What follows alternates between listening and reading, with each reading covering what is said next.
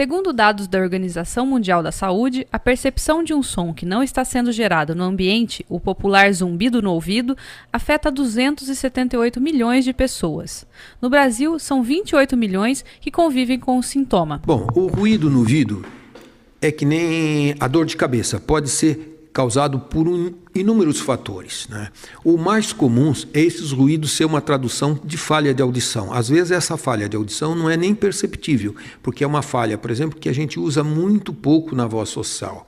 Por exemplo, uma falha alta, um trauma acústico pode dar ruído no ouvido, né? E esse ruído é relativo, porque para algumas pessoas esses ruídos incomodam muito, extremamente, chegando às vezes as pessoas tomarem medidas extremas por causa do ruído. Em outros casos, ele praticamente convive bem com o ruído sem problema nenhum.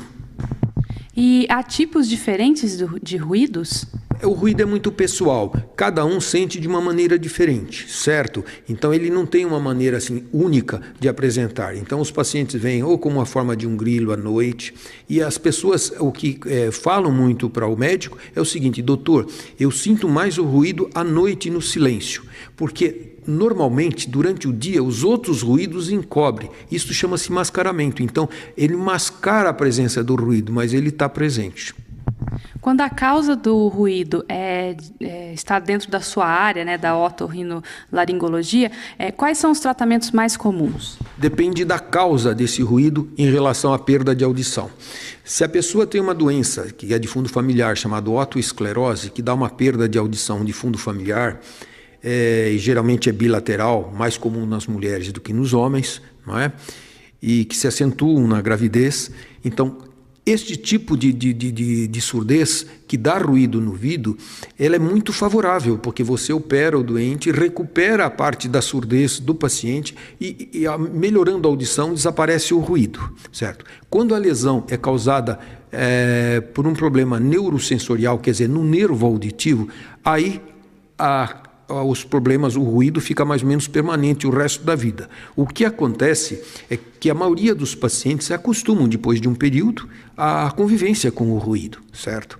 Não, às vezes nem precisamos tratar o ruído. Outras vezes, dependendo de outras causas, como causas metabólicas, né, principalmente causada por diabetes, hipertensão, essas coisas, então a gente trata a doença e também tenta diminuir o ruído, desaparecer praticamente impossível nos casos de problemas de audição.